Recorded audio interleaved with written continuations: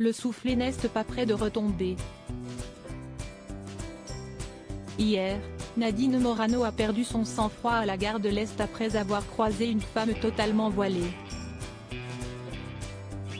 À la sortie du train, la députée européenne s'est empressée de rattraper cet inconnu pour lui demander de respecter la loi comme elle le rapporte dans les pages de l'Oractu. Visiblement peu convaincante, Nadine Morano n'a pas réussi à faire sa loi et a demandé aux forces de l'ordre de réagir. Si cette réaction est loin d'être acceptée par tous, Roselyne Bachelot a pris la défense de cette dernière sur le plateau du Grand 8. L'heure est au recueillement.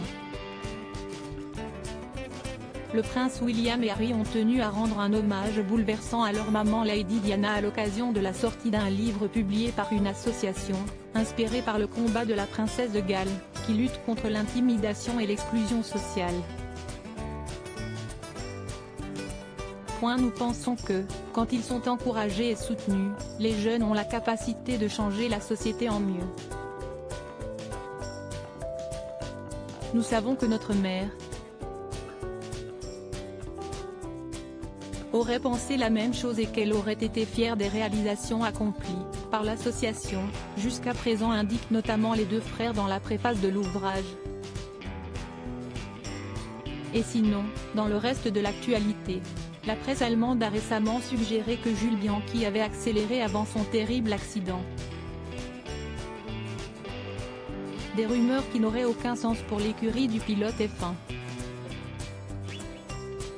Marussia parle d'allégations totalement fausses. Jules a ralenti lorsqu'il a vu le double drapeau jaune, si est un fait irréfutable, prouvé par les données de télémétrie que l'écurie a fournies à la FIA, explique le communiqué de l'écurie, qui se dit choqué de devoir répondre à de telles rumeurs.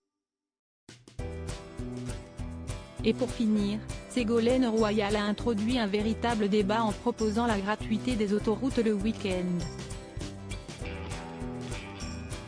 Manuel Valls a décidé de recadrer cette dernière et d'expliquer que cette mesure était difficilement réalisable. Merci de nous avoir lus. Rendez-vous demain pour un nouveau point sur l'actualité People. Excellente soirée sur Closer. FR. À propos de l'auteur Gypsy Dogé, journaliste Gypsy Dogé diplômé de l'EJ Paris. Après un stage à Public ainsi que des piges régulières pour Non-Stop People, elle intègre la rédaction de Closer. FR en août 2014. Ses hobbies, la télévision, les faits divers et les sujets buzz.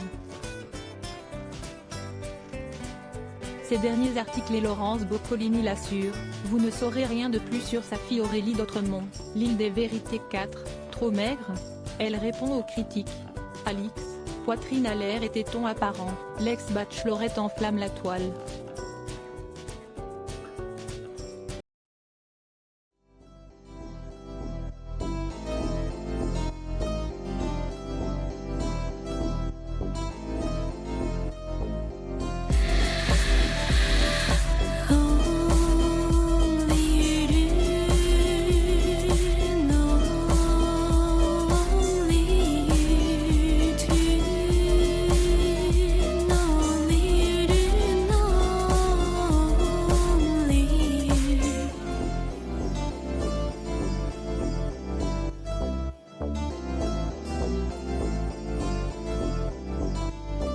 To